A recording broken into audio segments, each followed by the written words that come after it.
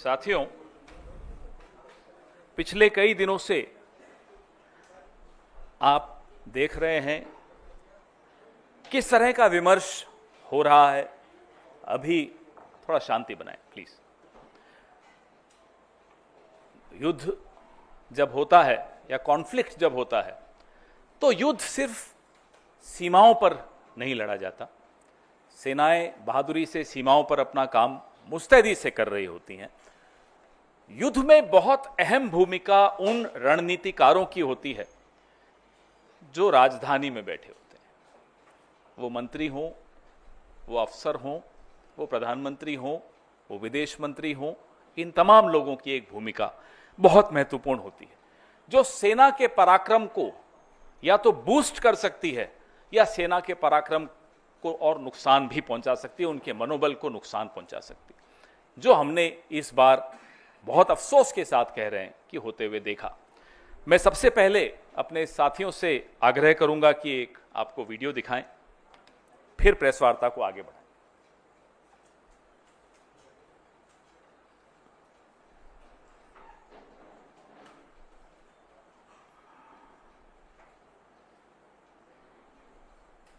At the start of the operation, we had sent a message to Pakistan saying we are striking at terrorist infrastructure.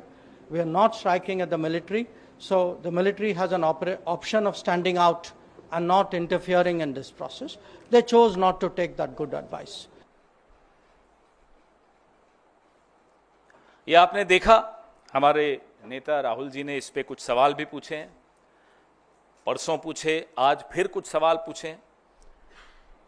ये बहुत महत्वपूर्ण इसलिए हो जाता है कि पिछले पूरे एक हफ्ते में अमेरिकी राष्ट्रपति डोनाल्ड ट्रंप अलग अलग देशों में, जमीन पर, हवा में, हवाई जहाज में एक बात दोहराते रहे कि उन्होंने युद्ध रुकवाने में मध्यस्थता की। उन्होंने एक बहुत खौफनाक बात भी बोली कि उन्होंने भारत को व्यापार रोकने की धमकी देकर युद्ध रुकवाया। This is a very dangerous comment coming from the American President Donald Trump, that he threatened India, that he'll stop trade with India if the war doesn't stop. तो सिंदूर का सौदा होता रहा, प्रधानमंत्री चुप रहे। विदेश मंत्री के मुंह से एक शब्द नहीं निकल रहा, एक शब्द नहीं निकल रहा, दोनों के मुंह से नहीं निकल रहा। हमें नहीं मालूम कि ऐसी कौन सी सीक्रेट्स हैं, ऐसे कौन से रहस्य हैं मोदी जी के, जयशंकर जी के या भाजपा के और नेताओं के, अमेरिका के पास और मैं तो कहूंगा चीन के पास। न अमेरिका पे मुंह खुलता है और चीन पर जब मुंह खुलता है तो सीधा क्लीन चिट देने के लिए खुलता है और मुंह ही नहीं खुलता। कारण क्या है? आपके जो रहस्य उनके पास होंगे, हमें कोई मतलब नहीं उससे, लेकिन देश को नुकसान क्यों पहुंच रहा है? पहलगाम का न्याय क्यों नहीं मिल पाएगा? इसलिए क्योंकि आप डरते हैं अमेरिका से, आप डरते हैं चीन से, आपका मुंह नहीं खुलता चीन के आगे। सबको मालूम है, पूरे देश को मालूम है, पूरे विश्व को मालूम है चीन की भूमिका क्या रही इस युद्ध में। और अमेरिका अपनी भूमिका खुद आगे बढ़ चढ़कर बता रहा है इस युद्ध को रोकने में, और जयशंकर जी का मुंह नहीं खुलता। ये क्या हो रहा है? इसलिए ये सवाल पूछने बहुत बहुत आवश्यक हैं। यह महत्वपूर्ण है कि डोनाल्ड ट्रंप क्या बोल रहे हैं, लेकिन बात सिर्फ डोनाल्ड ट्रंप की नहीं है। बात यह है जो अभी आपने वीडियो में देखा कि कैसे जयशंकर जी खुद प्रेस एजेंसीज को सामने बैठाकर और खुद बता रहे हैं कि हमने पाकिस्तान के आतंकी ठिकानों पर हमला करने से पहले पाकिस्तान को सूचित कर दिया था। अब ये सूचित करने का क्या मतलब होता है? इतना भरोसा है आपको आतंकियों पर कि आप सूचित कर देंगे और वो वहीं रहेंगे या वो चुपचाप बैठेंगे? ये भरोसा है आपको उन आतंकियों पे? रिश्ता क्या है आपका? कैसे आप बोल रहे हैं उनको? क्यों बताया आपने उनको? और इसको आप क्या कूटनीति कहेंगे? ये डिप्लोमेट रहे हुए हैं। आज जो देश के विदेश मंत्री हैं ये एक राजदूत रहे हुए हैं, आईएफएस ऑफिसर रहे हुए हैं। क्या इसको कूटनीति कहते हैं? माफ कीजिएगा, हमारी देहाती भाषा में इसको मुखबिरी कहते हैं। इसको कूटनीति नहीं कहते। ये मुखबिरी है, ये अपराध है, ये गद्दारी है। और उसके बाद लीपापोती पूरी कि मैंने ऐसा नहीं, अरे आपने तो खैर लीपापोती भी नहीं कि आपके विभाग से एक चिट्ठी आ गई कि ये ऐसा नहीं कहा। आपके मुंह से ये शब्द एक एक यहां मीडिया कर्मी बैठा है, देश के हर नागरिक ने, विश्व के हर नागरिक ने देखा आपने क्या बोला कि हमने पाकिस्तान को बता दिया था कि हम सिर्फ आतंकी ठिकानों पर हमला करने जा रहे हैं। अब बताइए, मुखबिरी नहीं है तो क्या है? और मुखबिरी का इतिहास लंबा है, अभी उस पर भी आऊंगा मैं। अब हम यह जानना चाहते हैं, क्या इसी मुखबिरी की वजह से अजहर मसूद जिंदा भाग गया? क्या इसी मुखबिरी की वजह से हाफिज सईद भाग गया? ये हुआ क्या? क्या देश को यह जानने का हक नहीं है कि आपने पहले ही सूचित करके अजहर मसूद को बचाया? ये वही अजहर मसूद है जिसको पहले भी बचाया गया था। कंधार में जब IC 814 को हम छुड़वाने गए थे, तब इसी अजहर मसूद को हम जाकर उनको सुपुर्द करके आए थे। ये दूसरी बार बचाने की साजिश क्यों हो रही? क्यों बचाया गया अजहर मसूद को? कारण बताइए। ये जो बयान है विदेश मंत्री का बहुत संवेदनशील है। आतंकी ठिकाने, इस बयान के बाद पाकिस्तान ने उन ठिकानों का क्या किया होगा, खाली किए होंगे, नहीं किए होंगे, ये तो अजहर मसूद जिंदा है उसी से मालूम पड़ जाता है। और कितने आतंकी जिंदा बच के भाग गए होंगे, ये चिंता और ये सवाल हम सबके मन में है। We are right in being concerned and being worried about the future, the safety of our country. If we have forewarned Pakistan, then obviously most of the terrorists like Azhar Masood, like Hafiz Saeed would have escaped. Why did we allow that? That's a question, that's a concern which every single Indian faces today. And the minister and the prime minister must open their mouth and come out clean. अब कल खबर आई कि ISI के लिए काम करने वाले कुछ लोग, कुछ जासूस पकड़े गए। पहले भी खबर आई थी, DRDO का एक प्रदीप कुरुलकर संघ से बड़ा जुड़ा हुआ था, राष्ट्रीय स्वयंसेवक संघ से, पाकिस्तान को कुछ सूचनाएं गोपनीय देता था। क्या हुआ उसका? आपने उसके बाद सुना, हमने प्रेस वार्ताएं की, बार बार उस मुद्दे को उठाया। क्या हुई? लीपापोती हुई। हो क्या रहा है प्रदीप कुरुलकर का? तो आप बीच में कोई खबर आती है कि भाई ISI के लिए कोई ध्रुव सक्सेना काम करते हुए पकड़ा गया भारतीय जनता पार्टी का। फिर आता है प्रदीप कुरुलकर, DRDO के साइंटिस्ट हैं, संघ से बड़े जुड़े हुए हैं, पूरा दूसरी तीसरी पीढ़ी संघ के साथ जुड़ी हुई है। क्या हुआ उनका? ये है क्या? ये क्या मुखबिरी का इतिहास है? ये क्या रिश्ता है आपका पाकिस्तान के साथ? ये हमें जानना जरूरी है, देश को जानना जरूरी, क्योंकि आज आप तमाम संस्थाओं पे कब्जा किए बैठे, इसलिए ये जानना जरूरी है। नरेंद्र मोदी जी जब मुख्यमंत्री थे गुजरात के, तो एक लाइन बड़ी अच्छी बोलते थे, जो आज के लिए बिल्कुल उपयुक्त है, कि समस्या बॉर्डर पे नहीं है, समस्या दिल्ली में है। उसी समस्या के बारे में आज हम आपसे चर्चा कर रहे हैं कि यह समस्या दिल्ली में है, जो पाकिस्तान को पहले ही सूचित कर देती है कि पाकिस्तान हम आ रहे हैं, थोड़ा देख लेना। दूसरा वीडियो चलाइए। हम पर बड़ा बोला जाता है कि अरे राहुल जी का बयान पाकिस्तान के टीवी पे चल रहा है, हमारी सहयोगी सुप्रिया जी के लिए आया पाकिस्तान चला रहा है, मेरे लिए आया पाकिस्तान के टीवी पे चल रहा है। अब मैं बताता हूं पाकिस्तान के टीवी पे क्या दिया कि हम मजबूर हैं, हमने ये करना है, मगर फिक्र की कोई बात नहीं है। हमारे इरादे को जंग के नहीं है। हाँ, मिलिट्री के आपको निशाना नहीं बनाएंगे। हम टेररिस्ट के 4-5 ठिकाने हैं, वहाँ एक एक ठा कर देंगे। हाँ। और आंख मारी के निकाल लो लोगों को वहां से। जी, बताने का तो यही बता। वहाँ तो यही तनकीद की जा रही है कि आपने तो अलर्ट कर दिया भाई। तो जाहिर है फिर वहां से अगर कोई था वहाँ, हाँ, बच्चे थे तो उनको निकालिए, फिर भी कुछ रह गए, फिर भी मारे गए, सिविलियंस मारे गए। तो इनका ये कहना है कि हमने तो आपको बता दिया था कि हम आ रहे हैं और आप, तो यार अगर सजा देनी थी तो ये ऐसे करते हैं। तो ऐसा कि ये पहले दिन से ये फरेब थे, ये सब एक ड्रामा था। ये अवाम को गुमराह कर रहे थे, अपनी अवाम को, और हमारे साथ जंग नहीं करना चाहते थे। अच्छा। अवाम क्यों कह रहे थे हम इंतकाम करेंगे, हम जंग करेंगे, उनको सबक सिखाएंगे। की सबक है? तुसी पहले कहते हो ऐसे आ रहे हो, हट जाओ, रखते क्यों? एक ही गल हुई, यही किया ना जी। ये आप देख रहे हैं जयशंकर जी के चर्चे पाकिस्तान में टीवी पर चल रहे हैं और हंसी उड़ाई जा रही है हमारे मुल्क की। क्या बर्दाश्त करेंगे हम और आप? इस तरह से हमारे देश की 75 साल का एक बहुत मैं कहूंगा समृद्ध हमारी एक परंपराएं रही हैं, कन्वेंशंस रही हैं, एक रूल ऑफ लॉ है, डिप्लोमेसी है, सिद्धांतों पर हमारा देश चलता है।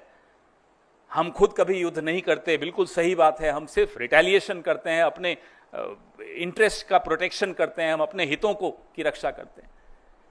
और उसके बाद जयशंकर इस तरह का बयान दें जो पाकिस्तान में और पूरे देश में, पूरे विश्व में हमारी हंसी उड़ रही है। इसलिए राहुल गांधी बार बार कह रहे हैं कि आप जवाब दीजिए इस फोरवार्निंग से, ये जो आपने पहले ही पाकिस्तान को बता दिया, इससे देश को क्या नुकसान हुआ, यह हमारा लिए जानना बहुत जरूरी है। देश के कितने हवाई जहाज गिरे, देश को क्या नुकसान हुआ और कितने आतंकी बच के भाग गए, यह जानना हम सब के लिए बहुत जरूरी है। आप देश हित के मुद्दों पर ओछी राजनीति करते रहे जो पिछले 2-3 दिन से हो रही है, और आप सोचें कि विपक्ष चुप रहेगा, आप सोचें कि विपक्ष इतने जो संवेदनशील सवाल हैं, जो देश की गोपनीयता और सुरक्षा से जुड़े हुए हैं, देश के लॉन्ग टर्म इंटरेस्ट से जुड़े हुए हैं, देश के हितों से जुड़े हुए हैं, उस पर हम सवाल नहीं पूछेंगे तो आने वाली पीढ़ी हमको जवाब मांगेगी हमसे कि आप विपक्ष में थे, आप क्यों नहीं बोले। आपका तो जो करेगी आने वाली पीढ़ी वो आप देख ही लेंगे। हम ये सवाल पूछेंगे, आप हमारा मुंह नहीं बंद कर सकते, और अगर हम नहीं पूछेंगे तो पहलगाम, पुलवामा, इस तरह की घटनाएं होती रहेंगी, क्योंकि आप तो नाकारा निकले, इस तरह के काम करते हैं आप। तो ये कांड है, काम नहीं है, और ये कोई आज की बात नहीं है। मैं थोड़ा इतिहास में जरूर जाऊंगा, बहुत महत्वपूर्ण अध्याय है इतिहास का। मोरारजी देसाई, जनसंघ, जनता पार्टी सब मिलकर एक प्रधानमंत्री बनाया मोरारजी देसाई। मोरारजी देसाई ने, और ये रिकॉर्डेड हिस्ट्री है, कोई हवाबाजी व्हाट्सएप यूनिवर्सिटी और ये आईटी वाली ट्रोल नहीं है, रिकॉर्डेड हिस्ट्री है। मोरारजी देसाई ने फोन उठाकर जनरल जियाउल हक को कहा कि हमें राव वालों ने बताया है काहुता में आपका न्यूक्लियर क्या तैयारी चल रही है। पूरे डिटेल रॉ के हमारे जो इंफ्रास्ट्रक्चर था पाकिस्तान में, जो हमारे कैंप्स, वो सारा बता दिया उनको। कुछ हफ्तों में, हफ्ते भी नहीं, कुछ दिनों में हमने इतने रॉ के लोग गंवा दिए वहां, उनको पाकिस्तान ने गायब कर दिया, मार दिया, क्या किया हमें नहीं मालूम। और जो दशकों की मेहनत थी रॉ की, वो मोरारजी देसाई के जियाउल हक को एक फोन कॉल में खत्म कर दी। इसीलिए कहता हूं मुखबिरी का इतिहास है। और ये मोरारजी देसाई हैं, जैसा देश में हमारे भारत रत्न होता है ना, पाकिस्तान में निशाने पाकिस्तान होता है। मोरारजी देसाई को पाकिस्तान ने निशाने पाकिस्तान से नवाजा। हम चुप रहते हैं, इसका मतलब नहीं कि हम ये सब पीड़ा हम सब ने झेली नहीं, इस देश ने नहीं झेली। आज भी कीमत अदा कर रहे हैं मोरारजी देसाई के इस अपराध का, पाप का। ये पाप की श्रेणी में आता है जो मोरारजी देसाई ने किया, और ये पाप की श्रेणी में आता है जो एस जयशंकर ने किया, और ये पाप की श्रेणी में आता है जो प्रधानमंत्री की चुप्पी है, जो जयशंकर की चुप्पी है चीन और अमेरिका को लेकर। इससे बड़ा पाप इस देश में किसी सरकार ने, किसी विदेश मंत्री ने, किसी प्रधानमंत्री ने नहीं किया, जो मोरारजी देसाई ने किया, जो नरेंद्र मोदी ने किया, और जो एस जयशंकर अभी कर रहे हैं इस देश के साथ। यह गुस्सा हम सबके दिलों में है, क्योंकि हमारे सैनिक पूरा पराक्रम दिखाकर पाकिस्तान को घुटनों पर ले आते हैं, और अचानक डोनाल्ड ट्रंप आते हैं और कहते हैं सीज फायर मैंने करवाया। टेलीविजन चैनल्स हम सबको में जोश भरते हैं कि इस्लामाबाद कब्जे में आ रहा है, कराची पे हमला हो गया है। बीच में डोनाल्ड ट्रंप आते हैं, बैठ जाइए, हो गया सीज फायर, और मोदी चुप। सिंदूर से सौदा मंजूर नहीं है, देश के प्रति गद्दारी मंजूर नहीं है। वो कोई हो, किसी भी पद पर बैठा हो, देश के प्रति गद्दारी अगर करेगा तो हम सवाल पूछेंगे और जनता उसको जवाब देगी। आपके सवाल।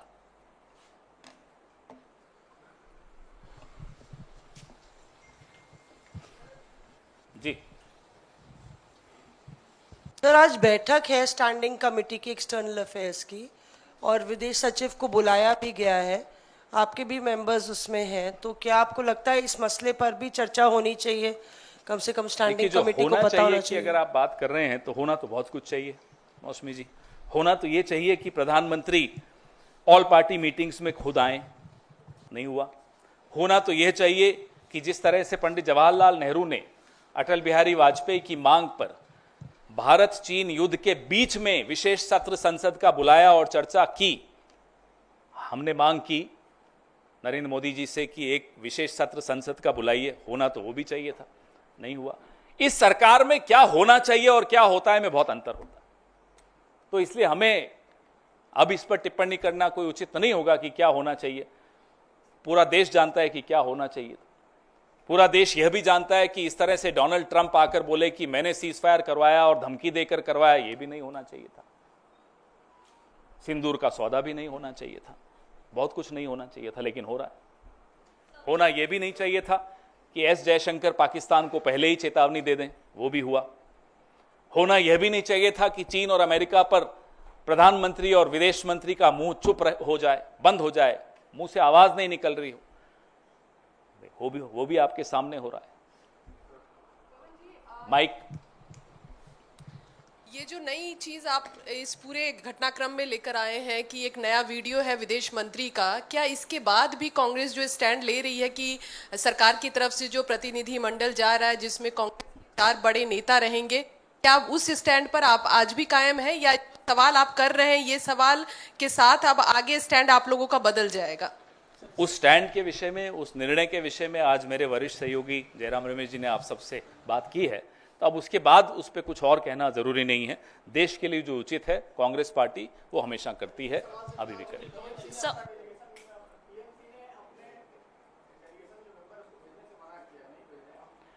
कांग्रेस पार्टी ने अपना जो स्टैंड है अभी कुछ देर पहले जयराम रमेश जी ने स्पष्ट कर दिया है। इस विषय में और कोई टिप्पणी करना आवश्यक नहीं है। एक सेकंड, विदेश मंत्रालय की तरफ से पहले भी सफाई आई है, उन्होंने ये कहा है कि अब भ्रामक तरीके से तथ्य को गलत तरीके से आपने पेश कर रहे शब्द हैं। सुने?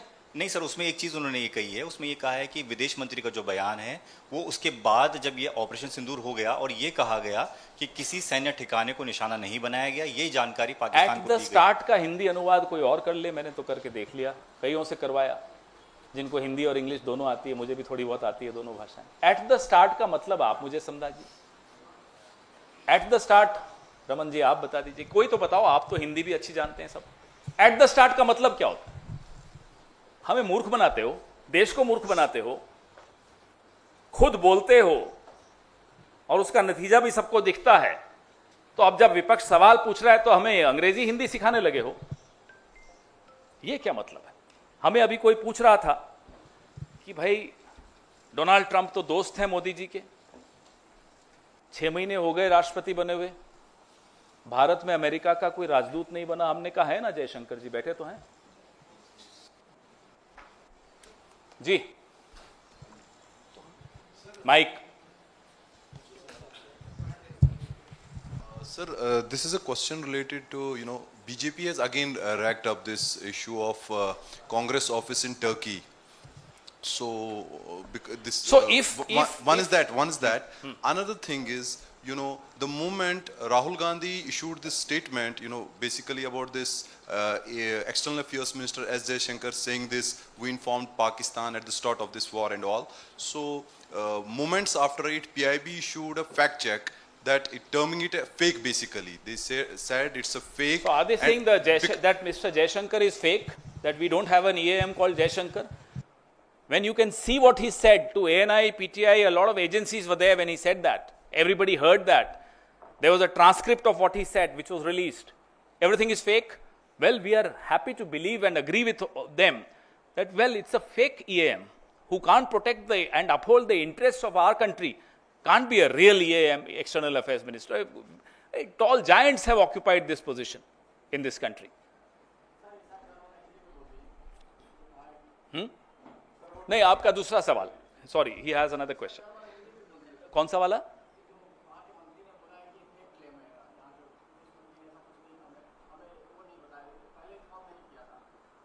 नहीं, पहले इनका जवाब दूं फिर आप सवाल पूछिएगा। सो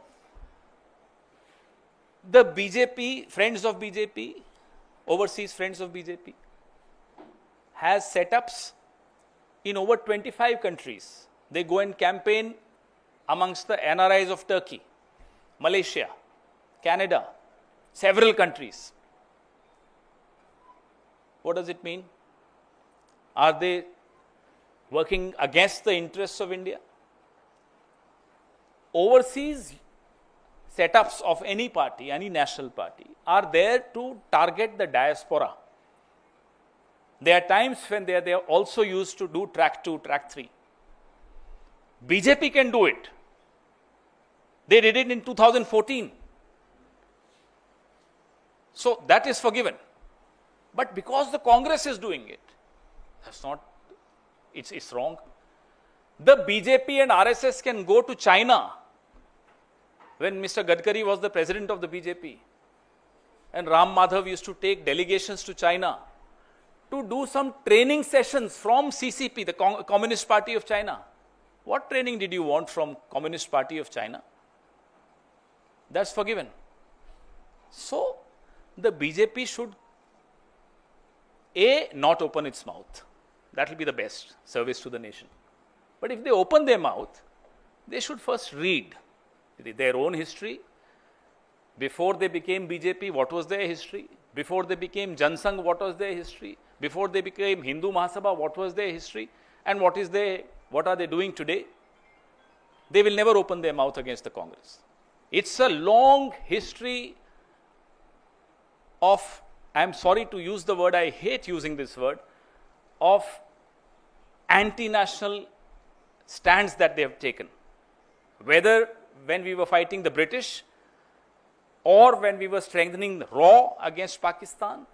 You know, Mr. Morarji Desai also told America that he was absolutely opposed to the nuclear tests done by Indira Ji. Do you know there was a charge against Morarji Desai by a leading journalist of America that he was on the payroll of CIA? That case continued for several years in Chicago. And Mr. Morarji Desai lost that case. That journalist was given a clean chit.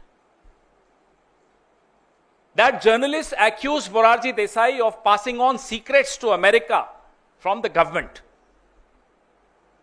So if we start talking about their horrible history, they would not know where to hide. Nishan-e-Pakistan, Morarji Desai. Their hero of emergency, their hero of 1977 to 79. This is what he was doing. One question.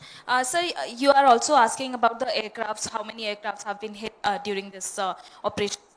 Don't you think that being the grand old party, you should ask these questions in an internal meeting? Because where is the internal meeting? Because we these want are all the internal meeting. But sir, these are sensitive issues and there are some confidential matters so which cannot be discussed in the public domain. Is it right on the part of Congress party to do so? We have been asking them, Mr. Prime Minister, please attend the meeting, all party meeting. No. We've been asking them, please have a special session of Parliament. No. In the last meeting of the all party meeting, there was not even a presentation made. No officer, no one. Why? As a party, now that there is cessation of the conflict, the country needs to have these answers, because we would not have asked this question had Mr. Jaishankar not made this criminal comment that he had forewarned Pakistan. This is not acceptable under any circumstances. Nation first, I'm sorry. Everything comes later. पवन जी इधर से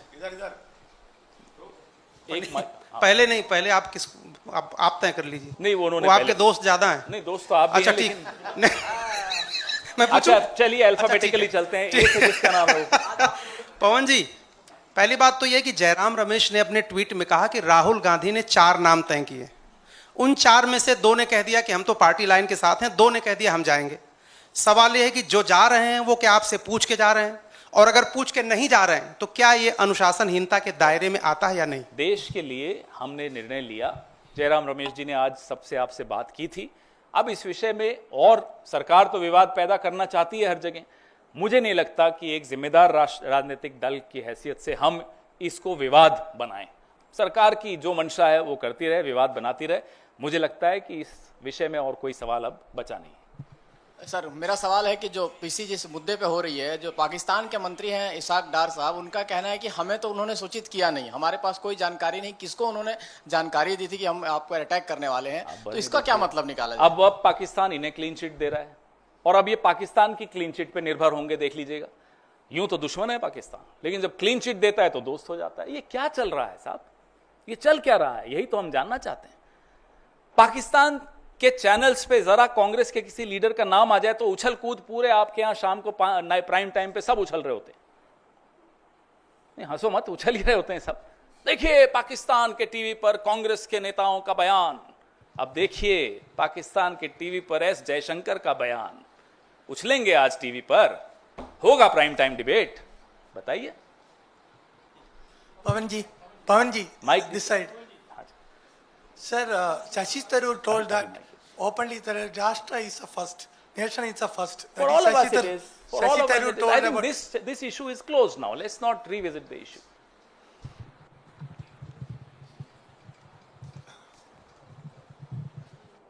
पवन जी, जिस आधार पर आपने आज सवाल पूछे हैं और विदेश मंत्री के बयान का हवाला दिया है, तो क्या ये ऑपरेशन सिंदूर पर भी कांग्रेस सवाल उठा रही है, उसकी सफलता पर? ऑपरेशन पे कभी हम सवाल सेना उठाएंगे की ओर से क्या? दिए जा रहे हैं। सेना ने जितनी बहादुरी से काम किया, पाकिस्तान घुटनों पर आ गया। लेकिन जो यहां हमारा राजनीतिक नेतृत्व बैठा है, वो माफ कीजिएगा, डोनाल्ड ट्रंप के आगे घुटनों पर है, चीन के आगे घुटनों पर है। ये बर्दाश्त नहीं होगा। सेना का मनोबल मत गिराइए। ये हम बार बार जयशंकर से भी कहते हैं, बार बार नरेंद्र मोदी जी से भी कहते हैं। सर, अभी आपने कहा था कि राहुल गांधी जी ने भी कहा कि हमारे कितने एयरक्राफ्ट गिरे हैं, देश को कितना नुकसान पहुंचा है बॉर्डर पर, जो भी अभी लड़ाई हुई थी पहलगाम की, जो भी एयर स्ट्राइक हुई थी। लेकिन अभी कुछ प्रतिनिधि जा रहे हैं बाहर, वो ऑपरेशन सिंदूर की सफलता को बताएंगे, तो इसमें आप क्या? ना केवल ऑपरेशन सिंदूर की सफलता को बताएंगे, पाकिस्तान को एक्सपोज करना आवश्यक है। पाकिस्तान को विश्व समुदाय के सामने 26/11 के बाद जिस तरह से हमने डिप्लोमेटिक इनिशिएटिव्स लिए थे, पूरे विश्व के सामने पाकिस्तान को अलग थलग कर दिया था। FATF में भी पाकिस्तान को शामिल किया गया था। ये मनमोहन सिंह जी की सूझबूझ उस वक्त सबने देखी। आज सरकार को कांग्रेस से एक बात सीख ली सरकार ने, हमें खुशी है इस बात की कि देश को एक आवाज में बोलना चाहिए। और जब देश एक आवाज में सुनता है तो पाकिस्तान की औकात नहीं है कि वो ये IMF से पैसे ले आए। आप बताइए, 73 देशों में हमारे प्रधानमंत्री करोड़ों अरबों रुपए खर्च करके जाते हैं। आप एक नेपाल तक को अपने साथ नहीं खड़ा कर पाए इस युद्ध में। पता नहीं भूटान ने स्टेटमेंट दिया या नहीं दिया। ये स्थिति आपने कर दी। सीखिए, कांग्रेस की सरकारों से सीखिए कैसे विदेश नीति को बनाया जाता है। विदेश नीति प्रधानमंत्री को प्रोजेक्ट करने के लिए नहीं होती, अपना ढोल नगाड़ा पीटने के लिए नहीं होती, डायस्पोरा इवेंट्स करके, चेहरे बना बना के, कपड़े बदल बदल के, घूम घूम कर भाषण देने में विदेश नीति नहीं होती। विदेश नीति बहुत गंभीर मुद्दा है, वो इस तरह की हल्की हरकतों से नहीं की जाती। सर, आपने पाकिस्तान से पूरा सवाल रिश्ता जोड़ दिया पूरी तरीके से, जयशंकर का और पूर्व प्रधानमंत्री मोरारजी देसाई का भी। लेकिन हेमंता बिस्वा शर्मा आपके एक नेता का लगातार पाकिस्तान से रिश्ता जोड़ते जा रहे हैं और इस बात के बयान ओपनली दे रहे हैं कि उनके पास ये जानकारी है कि पाकिस्तान के मिनिस्टर्स के बुलावे पे वो गए। इतने साल से उस जानकारी पे वो बैठे थे, ऐसी कौन सी जानकारी है? और हेमंता बिस्वा शर्मा हमारी पार्टी से गए, हम उनकी रग रग से वाकिफ हैं। समझ जाएंगे सुनेंगे तो किन रगों से हम वाकिफ हैं उनकी। उस आदमी में इतना सब्र नहीं होगा कि उसके पास कोई सूचना है तो वो इतने दिन सालों तक बैठा रहेगा उस पर। ये सब हेमंता बिस्वा शर्मा अच्छी तरह समझता है कि हमारे पास उनके विषय में क्या क्या है, और जिस दिन वो चुनाव हारेंगे, तिहाड़ या गुवाहाटी की कौन सी जेल है हमें नहीं मालूम, एक जेल में वो हमें भी भेजना चाह रहे थे, हो सकता है उसमें हो, किसी न किसी जेल में ही उनको अब अपना समय बिताना पड़ेगा। जिस तरह की हरकतें उन्होंने की हैं जब से वो मुख्यमंत्री बने। गौरव गोगोई के विषय में इस तरह की टिप्पणी करना और बार बार एक ही टिप्पणी को दोहराने से वो बात सच नहीं हो जाती। वो भाजपा में जब से गए उनको लगता है कि भाई मूल मंत्र जो मोदी जी का है वो मैं भी ले लूं, कि झूठ को बार बार दोहराओ, ऊंची ऊंची आवाज में दोहराओ, वो सच हो जाएगा। ना मोदी जी का झूठ चलता है। अब जब मोदी जी का ही झूठ चलना बंद हो गया तो ये हेमंता बिस्वा शर्मा तो बहुत पुअर फोटोकॉपी है उनकी। पवन जी, एस जयशंकर के बयान को तमाम लोगों ने कहा कि यह देशद्रोह के तरीके से, वहीं भाजपा के नेता उनका बयान बचाव करते हुए यह कहते हैं कि शेर जब भी मारता है समय और तारीख बता के मारता है। बताओ, आपकी हंसी में ही जवाब आ गया सब, कि आपको खुद हंसी आ रही है। अब अगर जयशंकर से शेर है, फिर हो सकता है भी डोनाल्ड ट्रंप बब्बर शेर होगा, जिससे आगे डर गया वो। क्यों डरते हो जयशंकर जी? जयशंकर जी ने एक और बड़ा मजेदार बयान दिया था कि चीन तो हमसे बड़ी अर्थव्यवस्था है, अब क्या मैं उनसे लड़ूं? ये उनका बयान था। कहा था या नहीं आपने, याद है आपको?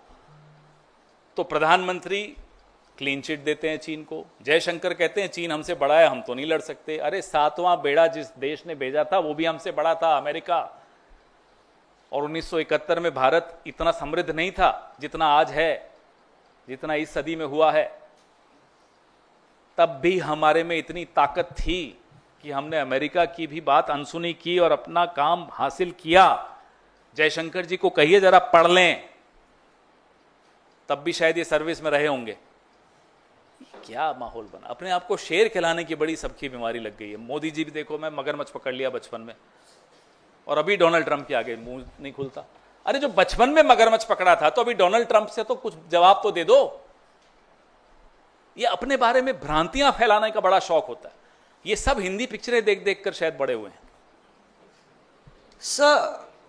Sir, Ashoka University Associate Professor, Professor Ali Khan Mahmoodabad has been arrested by the Haryana police. 2 FIRs have been slapped on him. He's approached the Supreme Court. Congress President Mr. Kharge has also tweeted. He in fact pointed out in a social media post about the hypocrisy of what's the optics and what's being applied on the ground. Would you want to react on that? Of course, we completely stand by anybody who shows the mirror to the government. It's not anti-national to show the mirror to the government, whichever the government is, whichever party is the ruling party. Ali Khan Mahmoodabad is the grandson of Jagat Mehta. Jagat Mehta was the foreign secretary of when Mr. Atal Bihari Vajpayee was the foreign minister between 76 and 79. We've all known the family. His father's side rejected the idea of Pakistan and shifted to India. Raja Mahmoodabad, his father Suleiman ji, was an MLA in Uttar Pradesh for several terms. Ali is an academic, he's a historian, and we all read him. And he's a brilliant academic, there's no doubt about it. What he's questioned the government is on the double standards. On the one hand, your leaders go around town seeing the name boards of shops. There should not be a Muslim name. Remove all the boards. Have names. There are lynchings. There is an economic boycott being asked for of Muslim traders. On the other hand, then you show Colonel Sophia Qureshi. Colonel Sophia Qureshi is the normal in this country. It's not something, for BJP it may be something rare. This is this country's DNA. But the BJP's DNA is what Mr. Ali Khan Mahmoodabad exposed, and exposed very wisely. Nothing wrong in what he did. We've all been exposing the government. We've all been questioning the government on these double standards. When the Prime Minister says कि कपड़े देख के पहचान लेते हैं, and their own minister, the kind of remarks he made on Colonel Sophia Qureshi, that's the real BJP for you. The other deputy chief minister, the kind of remarks they made on the army, that's the real BJP for you. And Colonel Sophia Qureshi is the real India for you. So it's the real India versus the real BJP. Believe me, the real India will win and the real BJP will lose. देखिए, जो द्वंद्व चल रहा है ना, असली भाजपा और असली भारत में चलता है। कर्नल सोफिया कुरैशी असली भारत है। भारत की तासीर यही है, भारत का डीएनए यही है जो है। सबको एक माना जाता है, कोई भेदभाव होता नहीं है भारत में, न संविधान में है न हमारे आपके जहन में है। लेकिन बीजेपी वो भेदभाव जो है हम लोगों के जहन में डालने की कोशिश करती है। जब प्रधानमंत्री कहते हैं कपड़ों से पहचान लेते हैं, शमशान, कब्रिस्तान, फिर लिंचिंग करना, फिर इनके नेता जा के दुकानों के नाम, भाई इस पे दुकानदार का नाम होना चाहिए, हिंदू है या मुसलमान। वो असली भाजपा है। तो अली खान महमूदाबाद ने असली भाजपा को एक्सपोज किया और असली भारत को बताया कि यह है असली भारत। कर्नल सोफिया कुरैशी में हमें हैरानी क्यों हो रही है? क्या क्योंकि उनका नाम सोफिया कुरैशी है वो कर्नल नहीं हो सकती? अब्दुल हमीद, किसको नहीं मालूम ये नाम? ये नॉर्मल है हिंदुस्तान के लिए, लेकिन भारतीय जनता पार्टी को ये असामान्य लगता है। इसलिए बार बार वो, और फिर भी बेचारे, जैसे उनकी तासीर है, जैसा उनका डीएनए है बीजेपी का, वो तो वैसा ही रहेगा, थोड़े बदल सकता है। फिर उनके मंत्री कह देते हैं आतंकियों की बहन। यही कहा ना, असली भाजपा ये है और असली भारत कर्नल सोफिया कुरैशी है। यह अंतर अली खान महमूदाबाद ने बताया और बड़ी खूबसूरती से बताया। और यह अली खान महमूदाबाद कौन है इनको मालूम है। मुझे नहीं लगता इस सरकार को ज्यादा पढ़ने लिखने से मतलब है, होता तो शायद थोड़ा समझदारी से काम लेते। इनके नाना भारत के पूर्व विदेश सचिव जगत मेहता, अटल बिहारी वाजपेयी जब विदेश मंत्री थे तो जगत मेहता उनके विदेश सचिव थे। इनको बाद में 2001 या 2 में पद्म भूषण भी मिला। ये एक एकेडमिक व्यक्ति है, स्कॉलर है, इतिहासकार है। और उनकी फेसबुक पोस्ट आपने भी देखी होगी, मैंने तो 3-4 बार पढ़ी कि भी इसमें गलत क्या है। फिर मैंने और साथियों से पूछा क्या कोई और फेसबुक पोस्ट है जिस पर एफआईआर? बोले नहीं, इसी पर हुई है। क्या गलत है साहब? हम भी कहते हैं कि लिंचिंग्स के खिलाफ हम आवाज उठाएंगे, नहीं होने देंगे इस देश में, क्योंकि कोई मुसलमान है आप उसको जाकर दाढ़ी नोच लोगे, उसको मारपीट करोगे, कैसे बर्दाश्त होगा? लिंचिंग किसी की भी हो गलत है, कोई भी करे गलत है। तो ये आवाज उठाना मुझे लगता नहीं है कि गलत था, बहुत सही था, हम उनके साथ हैं। कौन बोल रहा है? Sir, you have referred to President Trump's various remarks on the ceasefire. So, do you think that there is any point in sending a delegation to US, and will they be successful in turning around the US opinion? Well, the idea is to expose Pakistan in the global community. I mean, we were shocked. We in the Congress were shocked. I think every single Indian was shocked that in the middle of the conflict, the IMF releases the funds to Pakistan. How is it allowed? Where is our foreign policy? Then they started lying that a no vote is not allowed. That's absolutely incorrect. There have been several instances where no vote was cast by us also. So, even if a no vote was not allowed, for a moment let's believe, though it's wrong, but let's agree with them. Where was your lobbying? Why didn't you lobby with the rest of the world to ensure that Pakistan is cornered and IMF does not release those funds? Why was that not done? So it's important to expose Pakistan in the eyes of the world. I think that answers your question. Anything else?